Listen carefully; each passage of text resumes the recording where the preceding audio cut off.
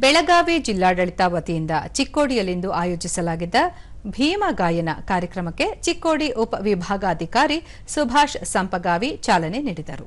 ಈ ವೇಳೆ ತಹಶೀಲ್ದಾರ್ ರಾಜೇಶ್ ಬುರ್ಲಿ, ಸಮಾಜ ಕಲ್ಯಾಣ ಇಲಾಖೆ ಸಹಾಯಕ ನಿರ್ದೇಶಕರಾದ ಅರ್ಚನಾ ಸಾನೆ ಸೇರಿದಂತೆ ಮತ್ತಿತರರು ಉಪಸ್ಥಿತರಿದ್ದರು.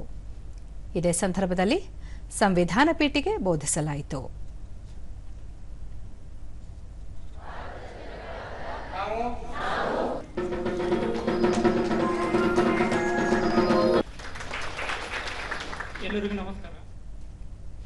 ಬಳಿಕ ಸುಭಾಷ್ ಸಂಪಗಾವಿ, ಡಾಕ್ಟರ್ ಬಿಆರ್ ಅಂಬೇಡ್ಕರ್ ಅವರು ರಾಷ್ಟ್ರಕ್ಕೆ ನೀಡಿದ ಕೊಡುಗೆ ಅಗಣಿತ, ಪ್ರತಿಯೊಬ್ಬ ನಾಗರಿಕನು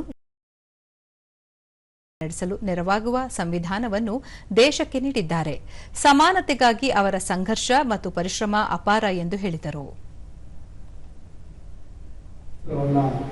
ಮತ್ತು ನ್ಯಾಯಯುತವಾಗಿ ಯಾವ ರೀತಿ ಇರಬೇಕು ಅನ್ನೋದ್ರ ಬಗ್ಗೆ ತಿಳಿಸಿ ಮತ್ತು ನ್ಯಾಯಾಂಗ, ಕಾರ್ಯಾಂಗ, ಶಾಸಕಾಂಗ ಹಾಗೂ ನಮ್ಮ ಚುನಾವಣಾ ಆಯೋಗ ಯಾವ ರೀತಿ ಇರಬೇಕು ಎಲ್ಲದರ ಬಗ್ಗೆ ಕೂಲಂಕುಷವಾಗಿ ಪರಿಶೀಲನೆ ಮಾಡಿ ಎಲ್ಲ ಸದಸ್ಯರ ಮನವನ್ನ ಗೆದ್ದು ನಮ್ಮ ಸಂವಿಧಾನವನ್ನ ದೇಶಕ್ಕೆ ಅರ್ಪಣೆ ಮಾಡಿದ್ದಾರೆ.